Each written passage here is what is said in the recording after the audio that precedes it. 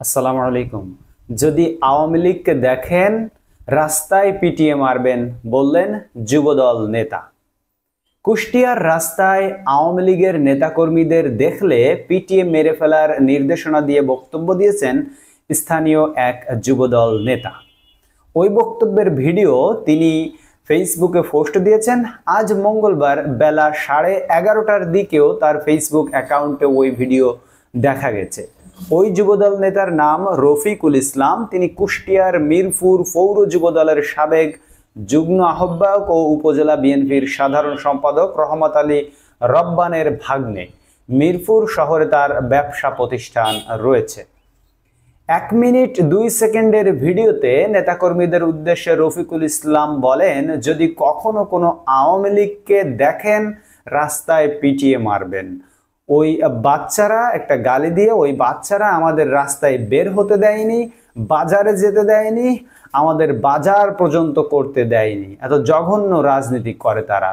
রফিকুল ইসলাম আরো বলেন, বিএনপি অন্যান্য অঙ্গ সংগঠনের কাউকে 3 জন একসঙ্গে বসতেও ওরা দেয়নি। বিভিন্নভাবে হয়রানি করা হয়েছে, আমাদের নামে গায়েবী ও নাশকতা মামলা দেওয়া হয়েছে। আমরা সবাই অনেক কষ্ট করেছি। তাই আপনাদের অনুরোধ করে বলবো, আপনারা দলের ভেতরে কোনো গ্রুপিং করবেন না, কাঁধে কাঁধ মিলিয়ে রাজনীতি করবেন। খোঁজ নিয়ে জানা গেছে, গত বুধবার রাতে মিরপুর উপজেলার আমলা ইউনিয়নের নিমতলা বাজারে স্থানীয় বিএনপি কার্যালয় উদ্বোধন অনুষ্ঠানে বক্তব্য দেন রফিকুল ইসলাম। ওই বক্তব্যের ভিডিও তার ফেসবুকে পোস্ট করা হয়েছে। তিনি যখন বক্তব্য দেন তখন তার সামনে দলের নেতাকর্মীরা বসেছিলেন। এ সময় অনেক হাততালি দিয়েছেন অনেকে। কষ্টের জায়গা থেকে আবেগে কথা পিটিয়ে মারা বলেছি। পরবর্তীতে তিনি বলেছেন, আবার এইটুকু না বললেও হয় না, বলতে হয়, নেতাকর্মীদের ধরে রাখতে গেলে বলতে হয়। ওই বক্তব্যের বিষয়ে আজ বেলা 11:30টার দিকে রফিকুল ইসলাম মুঠোফোনে প্রথম আলোকে বলেন, গত 15-16 বছর আমরা যে পরিমাণ নির্যাতনের শিকার হয়েছি তা ভাষায় বলা যায় না।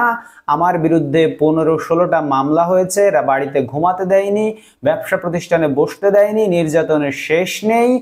সেই কষ্টের জায়গা থেকে আবেগে পিটিয়ে মারা বলেছি। আবার এইটুকু না বললেও হয় না, বলতে হয়, নেতাকর্মীদের ধরে রাখতে গেলে এসব বলতে হয়। এ বিষয়ে জানতে চাইলে মিরপুর উপজেলা বিএনপির সভাপতি আব্দুল হক বলেন, বিএনপি এ ধরনের বক্তব্যকে সমর্থন করে না, আমাদের এমন কোনো নির্দেশনাও নেই। বন্ধুরা, এখানে অনেকেই কমেন্ট করেছেন, তার ভিতরে একটি কমেন্ট হলো, মনের কথা আবেগে বলে ফেলেছি। এই কথাটাই তিনি বলেছেন যে এটা হচ্ছে মনের কথা, সে আবেগে বলে ফেলেছে। কথাটি আরেকজন কমেন্ট করেছে, কথাটি অসমর্থনযোগ্য হলেও তার কথাগুলো সঠিক ছিল। বিগত 15 বছরে বিরোধী দলের কর্মীদের নির্যাতন করা হয়েছিল তাদেরকে। আপনারা সকলে জানেন, কুষ্টিয়ায় একটু সবথেকে বেশি নির্যাতন করা হয়েছিল। কুষ্টিয়ার ভিন্ন মতাবলম্বী যারা ছিল, যারা আওয়ামী লীগ করতেন না, হয়তো সে কষ্টের খেলায় তিনি এই কথাটি বলেছেন, কিন্তু এই কথাটি আসলে সমর্থনযোগ্য নয়। সকলেরই সুন্দরভাবে পৃথিবীতে বসবাস করার অধিকার রয়েছে, তেমনি আওয়ামী লীগেরও রয়েছে। তারা তাদের পাপের প্রায়শ্চিত্ত পাক, সেটা আমরা সবাই চাই।